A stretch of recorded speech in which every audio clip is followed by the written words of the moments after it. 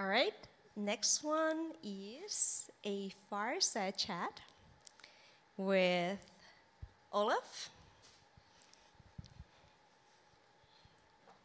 Hey, thank you very much. Happy to be here. Then next we have Howard from Aleo. Hi. And Adrian. All right. Hey, the stage is all yours. Amazing. Thanks, everyone, for being here. Very excited for this conversation on zero-knowledge proofs and their applications in blockchains. So I think one question that is sort of interesting as a way to kick things off is, why haven't zero-knowledge proofs been used in the past? Like, why now? Why wasn't Bitcoin built with this, built in?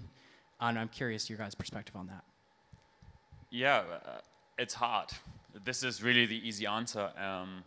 And this is why I'm incredibly grateful to Zcash and the Electric Coin Company, because honestly, when Zcash pioneered this entire space, and without Zcash, we wouldn't be here, because practically speaking, like, zero-knowledge proofs got really good last year, and I think we're just sort of at the beginning of this exponential rise of what the technology can do. But yeah, the easy answer is it's very hard. I'll give a quick historical take on it. Are looking at zero-knowledge proofs as a way to scale blockchains. I'm curious, how do you guys think about any trade-offs between privacy and scalability? Or is one of these going to end up being significantly more useful in blockchains than the other? Hard to predict, but I feel like I never thought of it as a scalability solution for years, and now I do. Yeah, I mean, from my side, I'm personally not convinced that the scalability debate is going to be all that relevant in the next couple of years. Mostly because we've been mostly thinking about scalability in the sense of scalability within a single security model, and that's very difficult. But I think practically speaking, scaling happens horizontally. So we have many different security models and like many different chains running at the same time. I am much more excited about the application of ZKPs for privacy, because they provide something completely new to end users, like where we can now build systems, like we can build private cash, like private asset agnostic cash, something that I was talking about with Namada, right? And this is, to me, way more exciting, because I think end users will end up caring much more about privacy than they care about scalability. So I'm personally much more bullish on ZKPs for privacy than for scalability. Yeah. I would lead with one example in order to try to motivate the privacy discussion, which is that, like, if I want to send money to you today, and like you give me your bank account number, knowing your bank account number reveals nothing about you. Like, I don't know how much money you have in the bank, where you work and how much money you make there, where you go spend your money. Like, I don't know any of these things, right? But if you gave me your Ethereum address and I send you USDC, like, I would learn everything about you from then on, because I can not only know your history, but I can track you for the rest of the time. And like, if you're married and you want to even just buy like an anniversary gift for your spouse, and assuming you guys are close and you share finances, you probably know each other's wallets. I can just look up, like, how much did you spend? Where did you go buy this gift from? And when did you remember that our anniversary is coming up? And so, like, these are the kind of weird things about like the human kind of relationships that we have when you don't have privacy. And so from that perspective, I think what ZKPs enable, especially in a Web3 context, is really getting you to this dimension where you kind of have these social interactions where you assume there is, like, maybe to put a bad image in your mind, but like in a restroom that you have stalls. Like, imagine going to the bathroom without stalls. Like, that's kind of what it feels like when you use Web3 on some platforms today. But I think at the net of it, on the scaling question, to answer that, like, I think that the scaling tech that we have today, especially with ZKPs, is incredibly cool. I think one of the big challenges is that it potentially might even worsen the privacy argument. And the reason I say that is that, and this might be controversial, is in order to do like these roll-ups that you've seen, these giant batch computations, you need a central processor who actually takes and ingests everybody's state into one place at one time in order to produce these large, massive, crazy, cool statements.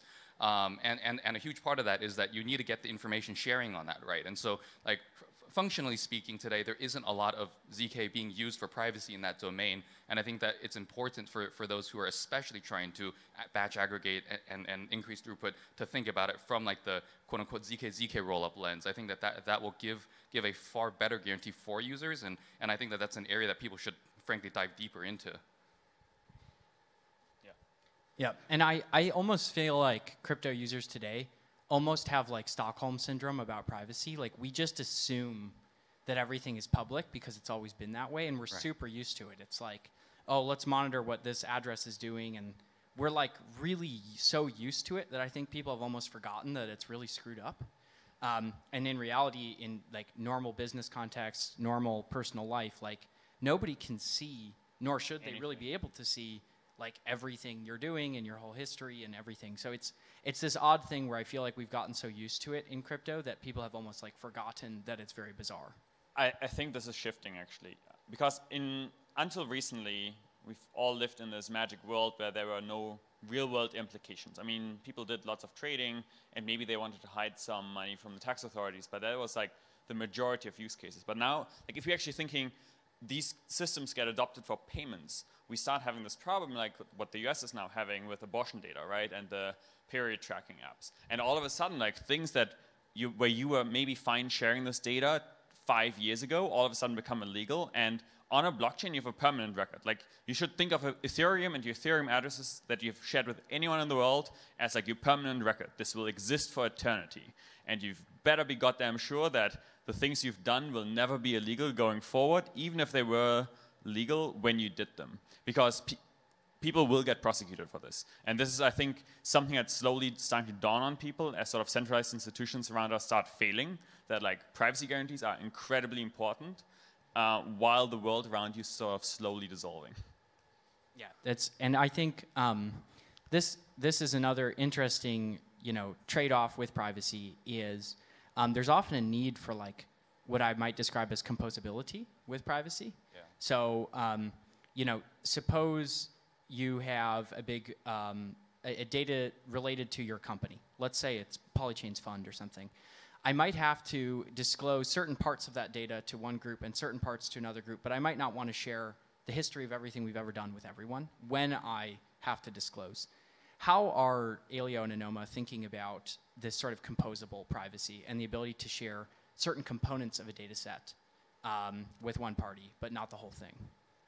I think one way that, at least in the Aleo architecture, we've been very cognizant about is the concept of view keys. In our architecture, basically, like data has a long chain of history in terms of how it's born and its provenance and its existence. So there's view keys for transactions, there's view keys for your records in those transactions, there's view keys for your account, there's view keys everywhere basically. And I think that at least has been one aspect that, in our particular case, that the ZKPs that we develop are actually verifying the encryption that's going on when it gets posted, so that it's clearly attested against the key that we're using there. In terms of other aspects that I think we could do better on, though, frankly, is that like the selective disclosure kind of concepts, I think, could be formalized into protocols that applications build on a system like this. And I think that's an area that frankly is currently lacking or missing a lot of good UI UX, because when you have multi-parties, like you have a third-party auditor, you have your internal accounting firms, you have also the actual managers, say in this case of a fund, that different parties need access to different granularity of data, and sometimes you also may need to revoke access to that afterwards. This is something that I think a lot of these types of ZK applications have not thought deeply about yet, in part because it's a hard problem. But I think that's an area that is at the moment probably unexplored, at least to my knowledge. But maybe Anoma has worked on this.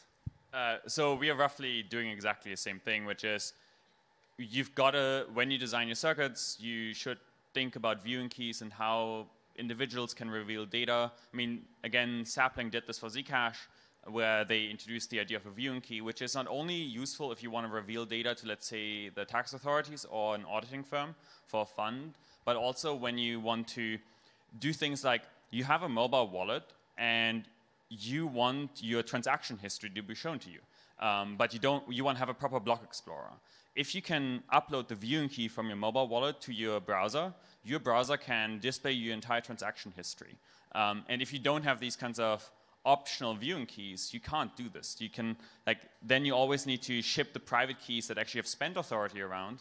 And so I think incredibly granular and generalized viewing keys while doing the circuit design is like an absolute key.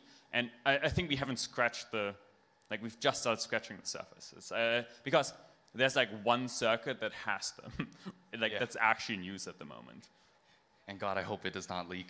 Oh yeah. But maybe just for those in the audience to understand from a high level, it's probably also worth noting. So the architecture that you can assume is normally when you have like a Bitcoin or Ethereum private key goes straight to address. In these models, the way it typically works is you go private key to view key, then view key derives your address. That's the rough architecture there. Depending on the schema, it might be a little different, but on a high level intuition is that it all roots from your private key, and everything kind of extends out from there. And so, you know, I think the conversation around zero-knowledge proofs, some of these use cases are really, really obvious. Like, we all know about it. It's like transactional privacy, voting privacy, like if you're voting in a DAO, like have it be private.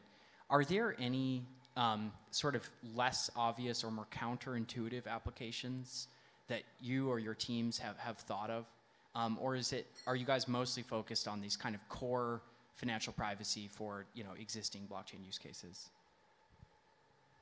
So there are some for which there aren't any circuits yet. So for example, private auctions, private batch auctions.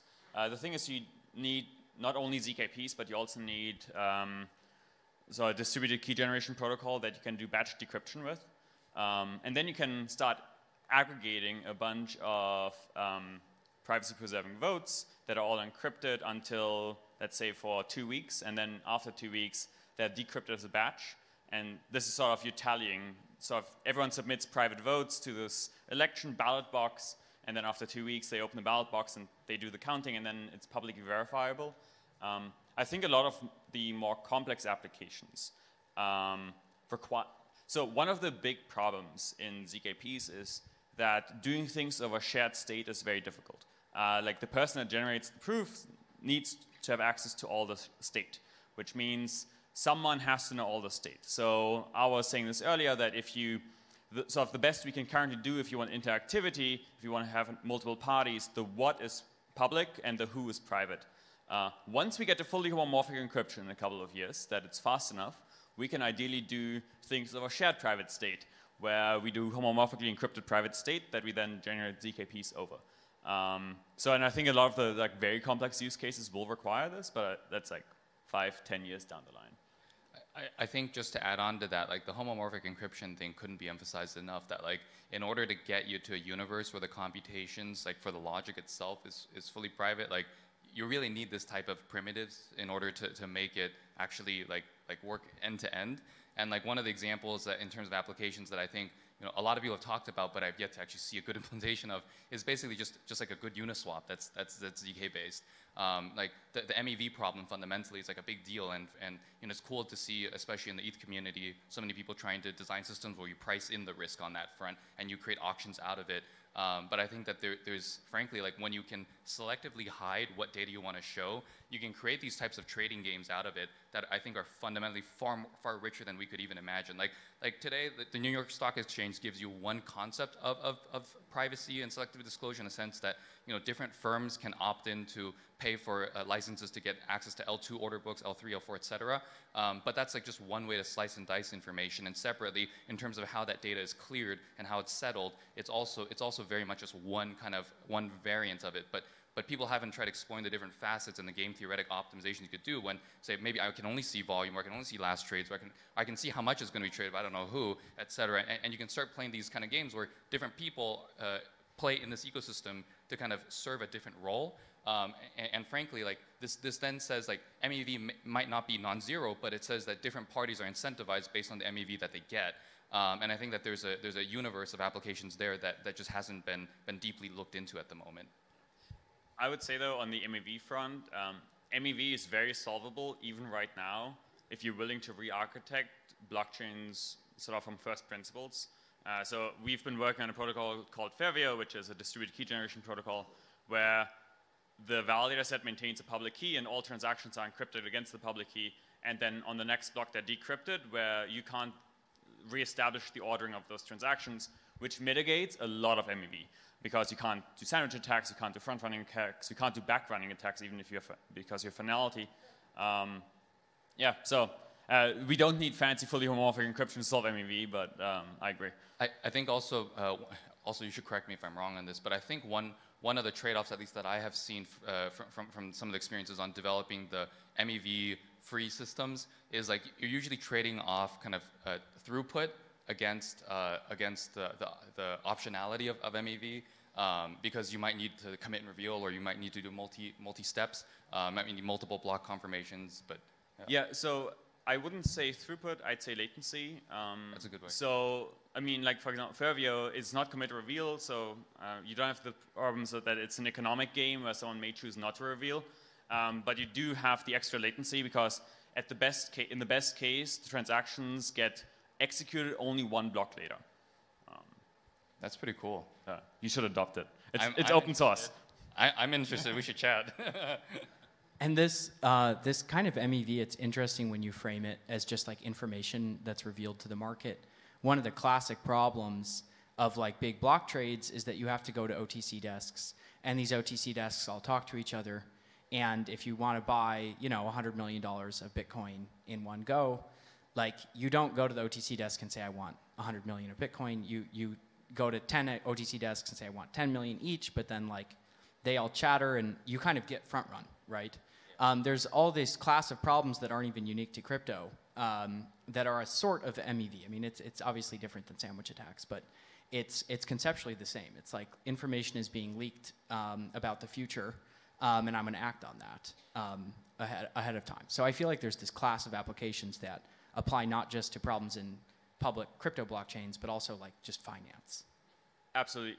Like I like to think of what is MEV as it's when you do an action, before this action is actually settled, someone else sees this and can front run you, right? Like Robinhood does the same thing where they sell order flow to Citadel. It's like someone has a game theoretical advantage over ordinary users when they submit intentions or actions that they want to have settled. I mean, I didn't realize this was also the case for OTC desk, but yeah, it makes sense. Yeah, I mean, Robinhood's business model, in a sense, is selling MEV.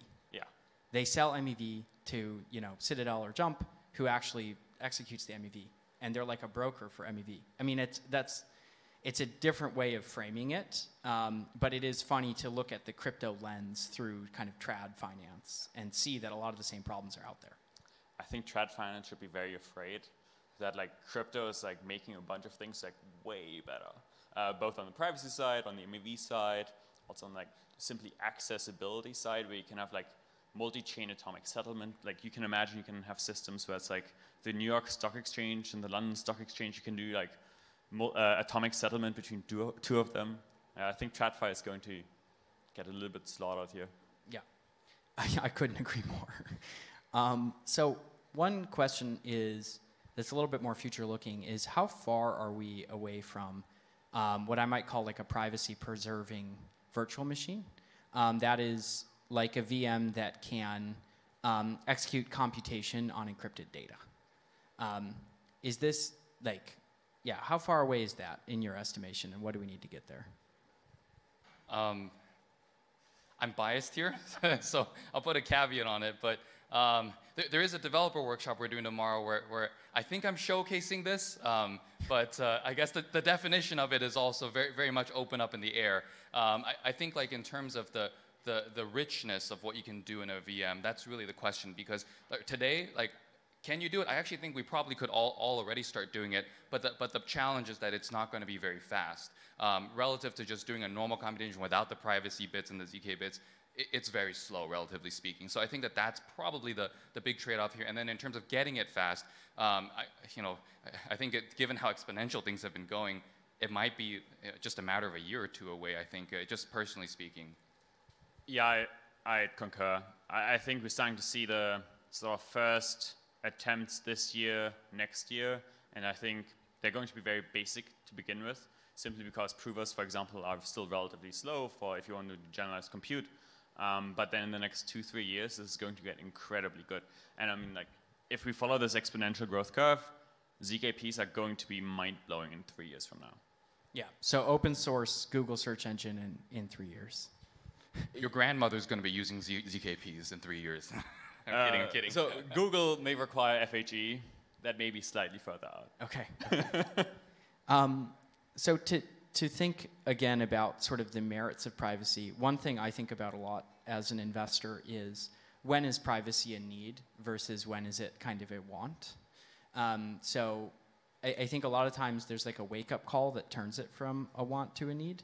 But a lot of people, for example, use Signal, which is end-to-end encrypted, as opposed to, say, iMessage or something like that.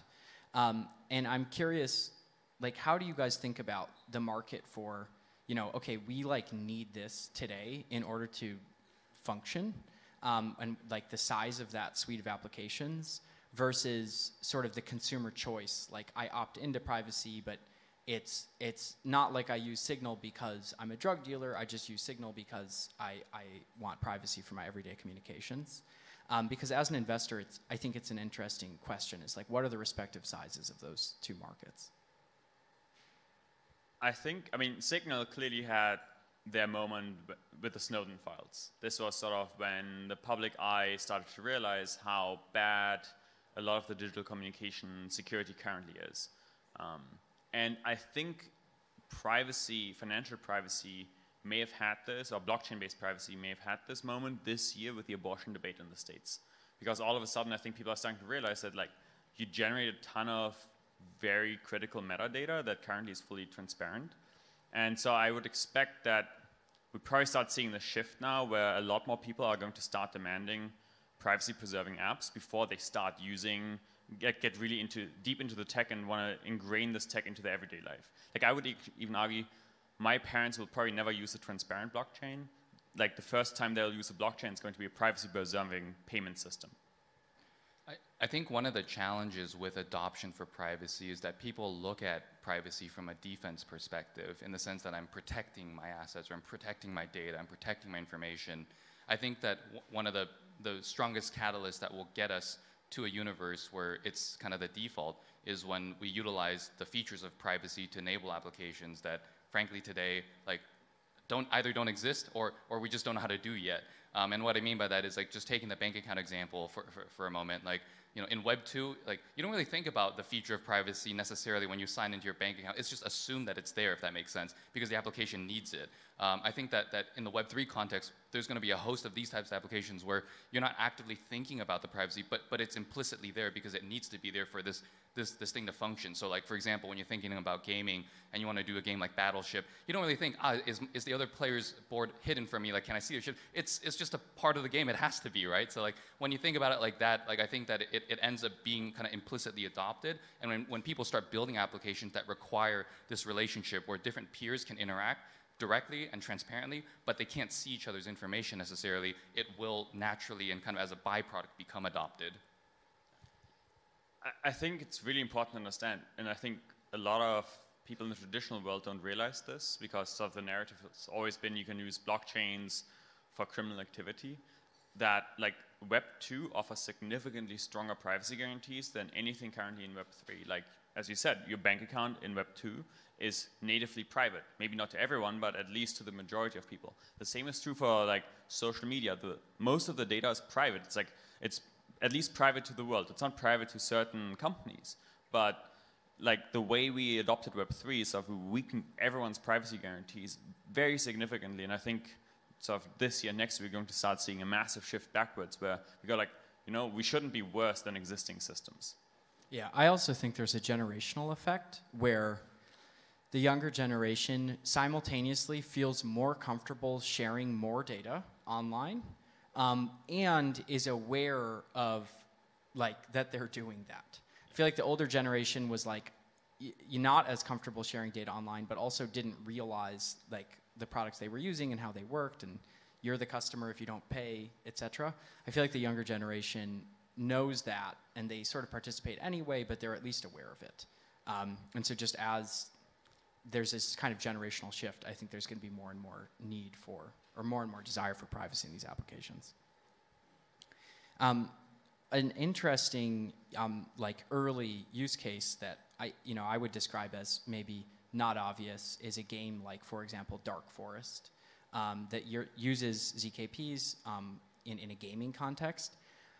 You know, I'm curious if you think there's going to be, like, a suite. Is there, like, a suite of gaming applications that is going to come out of ZKPs? Yes. Yeah. I would say casinos, poker. Like, poker is honestly one of the very first obvious applications because it's like a simple enough game that's, like, not super hard to do in zero knowledge, but it's something that has become significantly worse over the years due to sort of the regulatory force on the Web2 companies. So yeah, I'm pretty excited. I think in the next year we'll see like a very good decentralized poker game.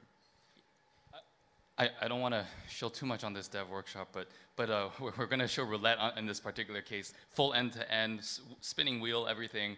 I think the thing that's going to get very good and very popular very quickly for people who like to play these types of games online is the ability to actually know that the randomness is truly random and it was computed using a specific function, so that it's not gameable. That I think is the big kind of crux there in terms of online gambling, that like it hasn't existed in the past. You always have to trust the house, and there's no way to publicly verify it. There's been talks, certainly, like, Chainlink has developed the VRF stuff, but in practice, from my own surveys, like the challenge is that it's usually either too gas expensive or too slow to actually deploy on decentralized systems today. So like this is where I think, like, when you get into the ZK context, frankly, it gets really good really fast. Yeah, and if you're, this is kind of a weird way to frame it, but if you're a rational gambler, in which is, again, maybe a little bit of an oxymoron, but suppose you're actually trying to get the best odds possible, yet still gamble, it feels like the cost of like running a physical casino, for example, is pretty massive, and it means that those casinos need to have a bigger edge in the games they offer. Once this is sort of online and open access, it's going to be a lot easier to deploy games that have a much smaller house edge. And therefore, again, if you assume rational gamblers do exist somehow, I would rather play the online blockchain slot machine than the one at the Win, because I'm actually getting way better odds. So there's like a business model element here too, which is, if you do believe that people are going to play where they think they're going to win more, on average, I think the overhead to run these sort of decentralized online casinos is way lower than the physical casinos. Couldn't agree more. So to shift gears a little bit, you guys both have a domain-specific language that I'm gonna show the dev workshop now. Thanks. But you guys both have a domain-specific language for programmers to interact with your systems. How did you think about making that, just a high-level decision to make a domain-specific language? And how do you think about that being either accelerating an accelerant sort of to adoption, or something that will slow down adoption but be better architecture in the long run? Sort of, how did you think through those decisions? First off, they have this IR called Vampire. It's very cool. It's like a polynomially represented structure. It's great. But I guess, like, to give a high level context, I think at least like some of the challenges that I think we probably have both faced is, one is performance is like one of the biggest challenges in terms of just expressing things, because when you like hand wire circuits and like when I've kind of been writing ZK circuits for, what is it now, like 7 years? Like the problem back in the day was there's no tooling or infrastructure. You just literally mathematically write it out, and then you write it in C code, and you just hope that it matches, and when it errors, you like literally have to go like trace line by line again, or like if something overflows, you have to like GDB the thing and like try to find it. It was really bad. So but the problem, the challenge is that like it's super fast that when you do it that way, because you're like literally getting down to the wires in order to calculate it. So the trade-off is always performance versus usability, I think, is one of the big principles here. Like the more you abstract, the more cost you implicitly introduce, right? And so you're trying to like minimize that as you're going higher and higher, so that people who don't know ZK, or maybe are just beginner coders, actually can humanely write in a DSL here, in a language, basically. So I think that's one aspect that, we've certainly taken different approaches on, to my knowledge, that, in our case, because we've stuck with R1CS, there isn't much of a polynomial representation we can do. We ended up basically devising specialized circuits for opcodes that we think are highly useful, and then saying for people, hey, with these opcodes, you know what opcodes are. Like, you can write assembly possibly, and if not, at least there are PL people who can write higher level languages that compile to opcodes. Then from there, like, you can take this as a primitive and kind of run with it. But yeah, you should talk about your approach. It's very cool. Yeah, so Vampire is, like, if you come from compilers, it's maybe kind of similar to LLVM. It's an intermediate representation that can have many different backends. So you can write a circuit in Vampire. You can then say, I want to like target Halo 2. I want to target a Stark. I want to target Groth 16. This is sort of like quite nice that it's back-end agnostic. But this is sort of the first step in this journey, which is like, instead of having to hand-write circuits, you can write now polynomials in the DSL in Vampire. But over time, we'll actually probably get sort of high-level languages over this IR. Something like Juvix will eventually compile to Vampire, compile to circuits. And at that point, you just have a completely normal programming language that you can use to write circuits.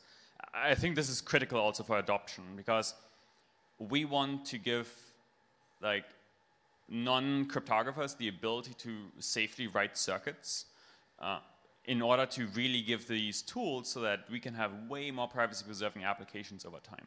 Because currently it's incredibly hard. Like there's probably less than, I don't know, 30 people in the world that are competent at writing circuits. And this has to change. But this would have been the same in like the early computer days if everyone had to write effectively assembly in order to write a video game, right?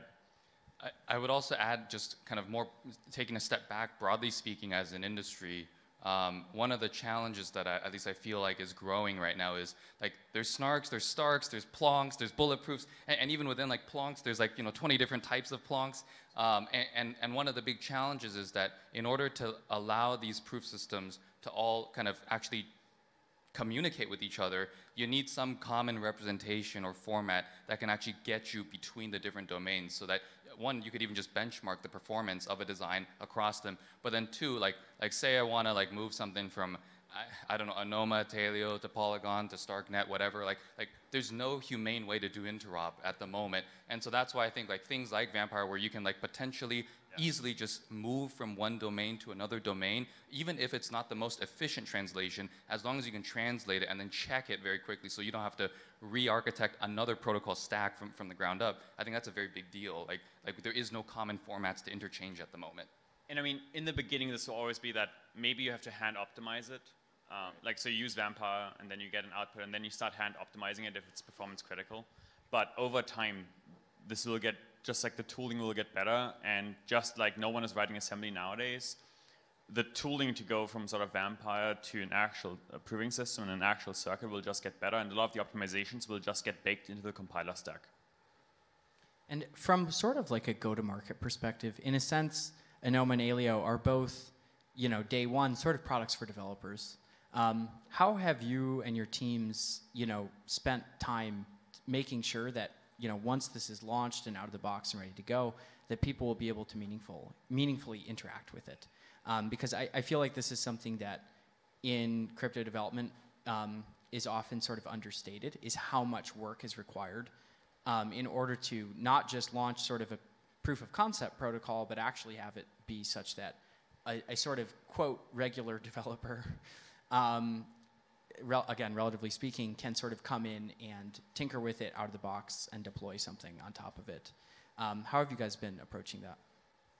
I think one of the things that I can tell you guys have thought a lot about, and we certainly think a ton about as well, is just the need to have a full stack interface. Like, if you don't have a full stack, the user journey isn't complete, and the problem for developers is you'll get started here, you'll miss a step there, but you can see that there's another step that'll work if you can just get there, but you don't know how. I think focusing on tooling and infrastructure that gets you broadly there is one aspect. I think another aspect that is often overlooked in the ZK domain, and generally in the crypto domain, is that, like, in the ZK programming model, like, we're fundamentally changing how programs are executed. Like, for ETH developers coming in, they have this kind of, and I'm an ETH developer too, it's like, you have this mindset where everything lives on chain, and like when you want to like do an execution, you just send a transaction and they'll run it for you, right? But like in this new universe, like you might run it yourself, or a third party might run it, but a lot of this is happening off chain, and like if you're executing off chain, like the state may or may not be available for you on chain. You might only have part of the state available on chain. You might have some off chain too,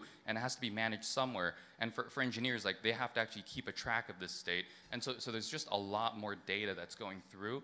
And I think when you add on the fact that people want to do scalability with it, so you're going to ingest a lot more people's data and a lot more state at the same time, you end up with this crazy complexity factor that just grows far bigger than what a traditional Ethereum dApp might look like. And so I think that's where it's critical to support good tooling, good infrastructure, and frankly, like build out an actual services business around it so that you can actually be there for developers. The analogy I like to use is like there's the core protocol like Git, for example, but without GitHub, I don't think Git would ever be as successful as where we are today. Like you need a website where I can sanely go look at the code, I can file issues, I can file pull requests, I can contribute, I can star, I can like, I can send it to the next guy. Like without these things, like it just becomes impossible to use. And I think that that's where developers are kind of craving that at the moment because this stuff just doesn't exist.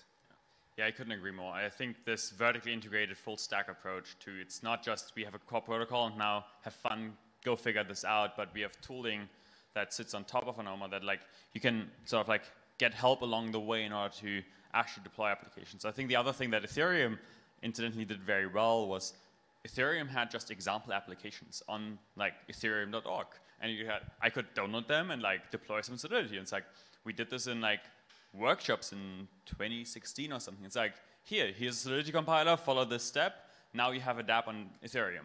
And of course, dApps have become much more complicated over time, so the tooling has to become better.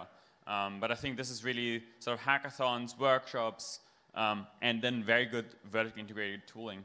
And actually on this last point that you mentioned where with like off-chain data, I think current developers think about blockchains as computational platforms, where when you, for example, look at all the existing VMs out there, they're imperative. They're like 1 + 1 = 2, check that 2 = 2 in the, like this input, maybe change the color of the CryptoPunk, but this is really not what blockchain should be used for. Blockchains are for verification.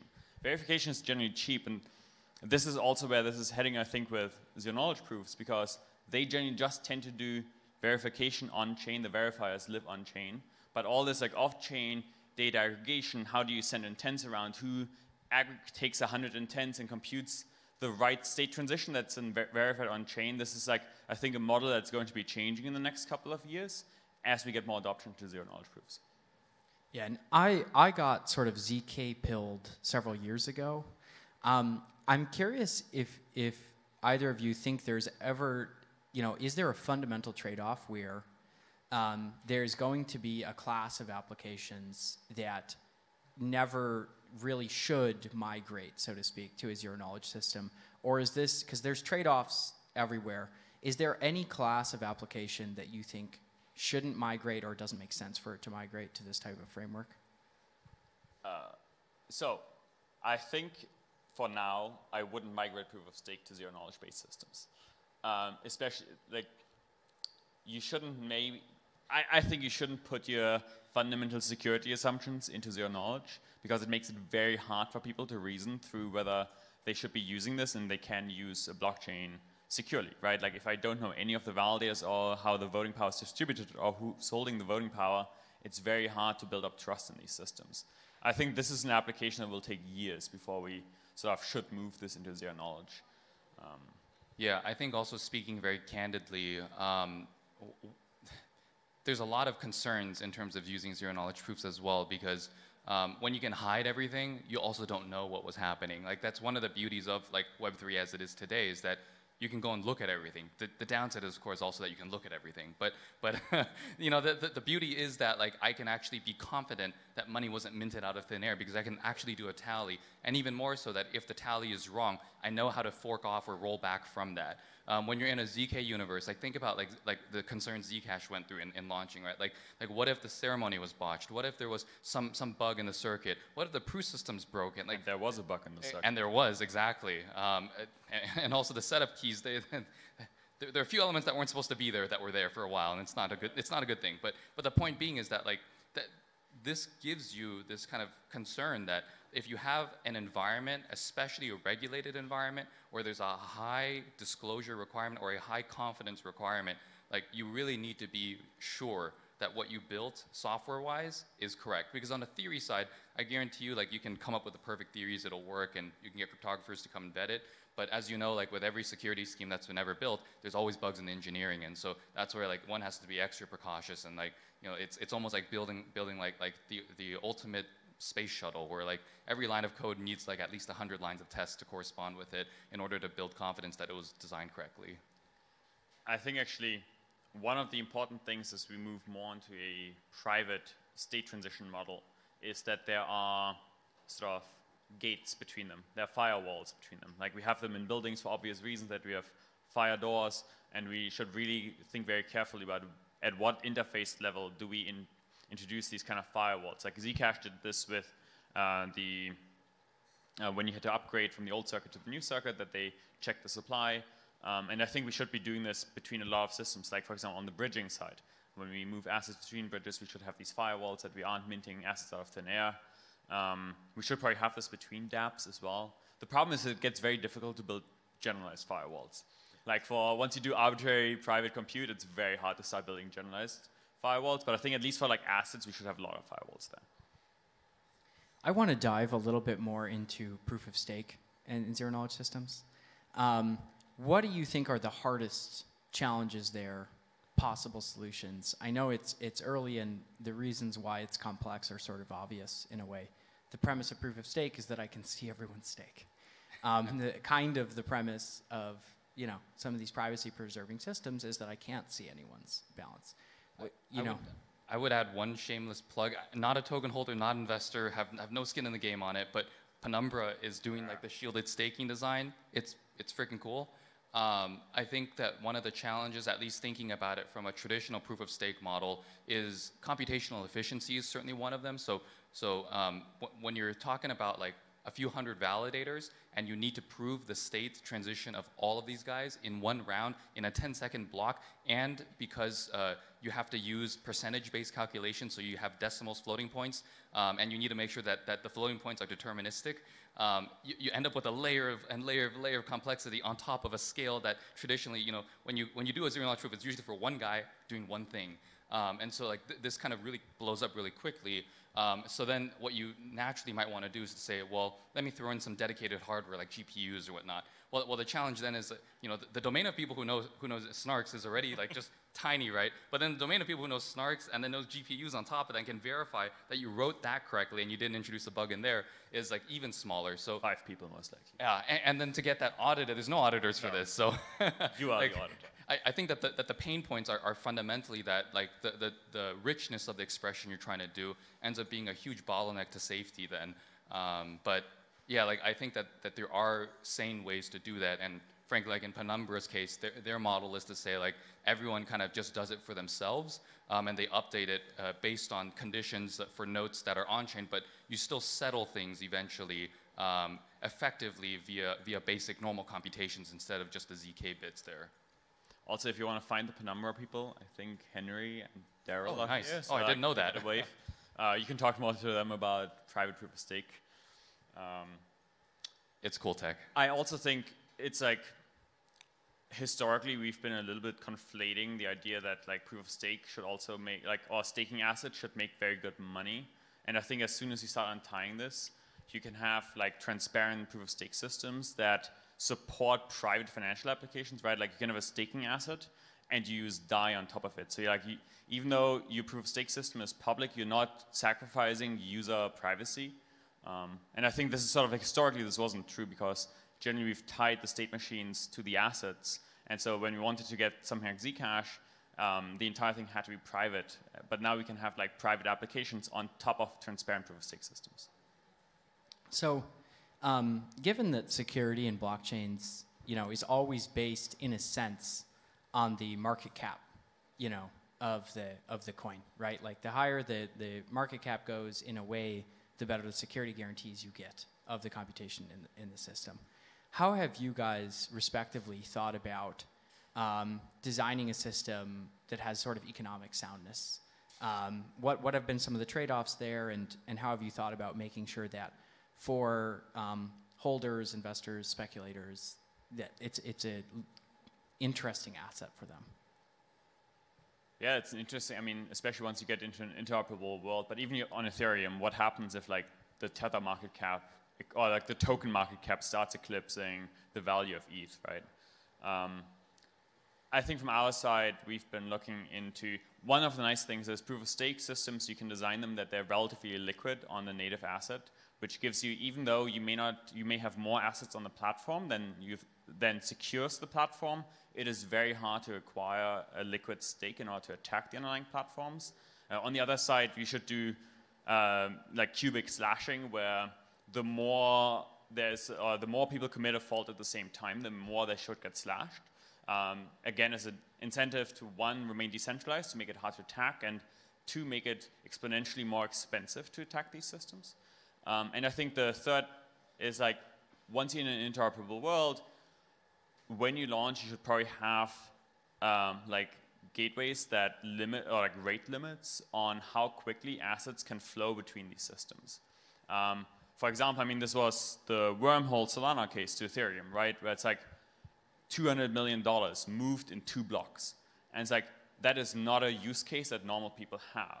If you start slowing these systems down and how quickly assets can flow between all these interoperable systems, you probably end up in a scenario where you may get exploited, but you can also react to an exploit and ideally start mitigating it much more quickly than you can if everything can happen sort of in a block or 2. By the way, I think that, especially from Ao's talk about the concept of having like the ability to earn for contributing to privacy, like I think that that's a very cool incentive to bake into a protocol. I think in terms of like what we've been doing at Aleo, the design rationales have been complementary to these in the sense that, you know, I'm a ZK nerd. I love ZKPs, and like the thing that I want to do is to be able to prove everything with it. And today you can't do that. So the protocol in and of itself is designed to incentivize what we call provers, basically zero-knowledge provers, to increase their proving capacity as much as possible. So in the consensus mechanism, we have this thing called the coin-based puzzle, which basically will mint new supply into the ecosystem for solving these hard puzzles. And every time a puzzle is solved, it gets harder, and it just continuously grows harder and harder. And the incentive for that is for teams, for example, I know the Scroll folks are here. Like for teams like Scroll or others who are building ZKVMs and have these crazy, you know, scaling capacities to do large GPUs or FPGA type designs, you know, we want to incentivize them to say, look, if you have idle hardware that's sitting around, like use it on us in the meantime, because there is a revenue stream that you can generate by developing this while contributing to an ecosystem's supply, and then also growing market cap for all parties in the process by staking it. And the intent for that is to really try to scale up proving capacity, you know, 1,000-fold from where we are today. Because like if you look at where cryptography on the web is today, like when you go to a website and HTTPS comes on, that padlock, like that computation, like 20 years ago would have taken several seconds. Today, it's like microseconds to do that. Why? Because back then you had to do it like on a Pentium 1 CPU in software or whatever. It was actually probably earlier than Pentium. But the point is that like it wasn't until people developed specialized hardware and then put this cryptographic chip on every CPU and shipped it standard in every device in the world did that technology become practical to be used like in the real world. And I think right now we're kind of at this inflection point where people are recognizing the value of ZK. They see that in software you can do this stuff and it can enable all these things, but there's no dedicated hardware. There's no like ZK chip on your phone yet in order to make these types of computations super fast. The existing cryptography ensures that data at rest is secure, but it does not ensure data in transit or in kind of in movement is secure, and that's what the ZK part lets you do. And I think that this is a huge value proposition in terms of just the incentives that we're trying to grow, and in that case for the utility of the token. Then no ZK chip yet. Not yet. So with that, thanks everybody. That's all we have for time for questions and everything. We actually have time for 2 questions. Oh, we have questions. Okay, great. Anyone who would like to ask any questions to anyone present on the stage, please raise your hand really high. We got one in the back. Can somebody please send airdrop a mic to Henry in the back?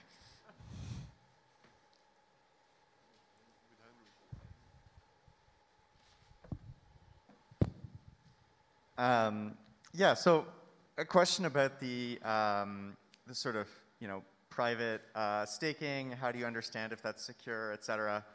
You know, it's slightly motivated because of trying to build private staking.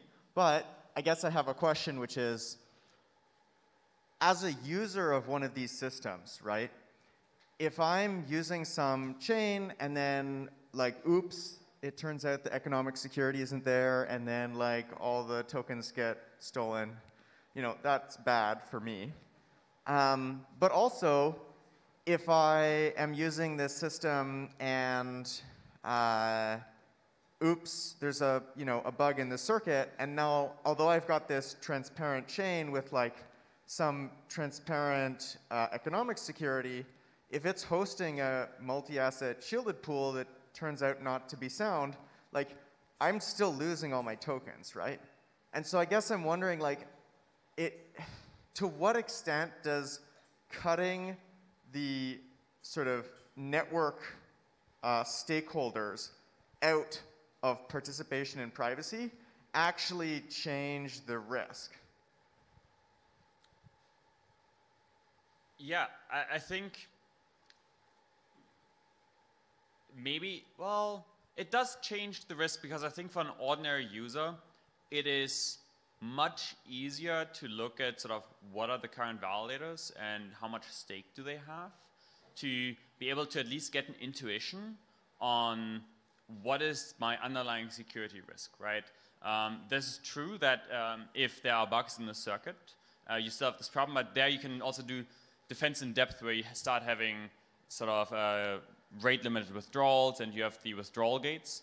So I think, to me, this is mostly a question for now about defense in depth, and it's easier if I only have to reason about the security of my circuit than if I have to reason about the security not only of my circuit but also my private governance system. I, for example, also wouldn't necessarily build a private governance system at the moment for kind of the same reason, I think. But I'm very excited about the experiments. So, like, you know. I'd be curious if there's also ways to kind of enforce people with like the turnstile mechanism that Zcash uses, but maybe on a per epoch basis to try to force state to kind of reconcile. But yeah, like, I'll be frank in saying I haven't thought very deeply about this particular domain, in part because it's not an area that I've looked at a lot, but nonetheless, that I think that there are ways to mitigate risk if you're willing or able to, in a system, disclose some type of either the direct information or just kind of some metadata associated with it, so that you can prove the tallies of either votes or state.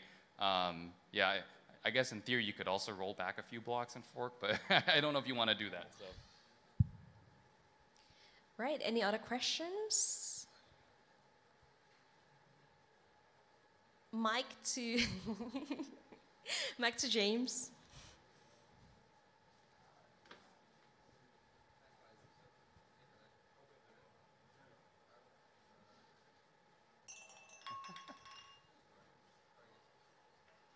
Hello. Oh, hi. Thanks, guys, for the talk. Howard, to your point about wanting to ZKP everything, and also your comment about the hardware limitations for HTTPS, do you think there's is hardware, as it stands today, or where it might go, a rate-limiting step to the expansion, the proliferation of ZKPs in sort of more mainstream use cases beyond sort of, very esoteric scaling stuff, but maybe more consumer use cases in terms of whether it's laptops, desktops, mobile, anything like that? I think that it's dependent on the scale of what you want to do. So if you're talking about like Zcash payments, like I think the answer is probably no, like you're fine. But I think that for a lot of the applications that, at least that I see, especially in terms of just the web and what you want to do on the web, I also just think about a lot about fairness, and in machine learning models, you want to prove fairness about executing. There's a lot of, in terms of criminal justice, there's a lot of motivations for these types of systems to demonstrate fairness, that for those types of computations, those today are slow on ZK systems, but ZK systems are incredibly well motivated for proving those exact types of statements that a court could actually admit.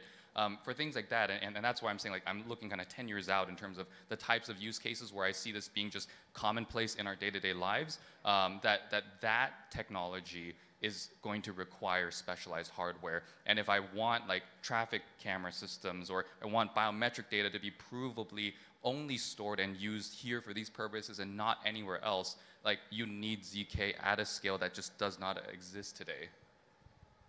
And maybe, like, I wouldn't say we're going to get to like where everyone buys like a new card for their computer that's like the ZK card, like your kind of graphics card.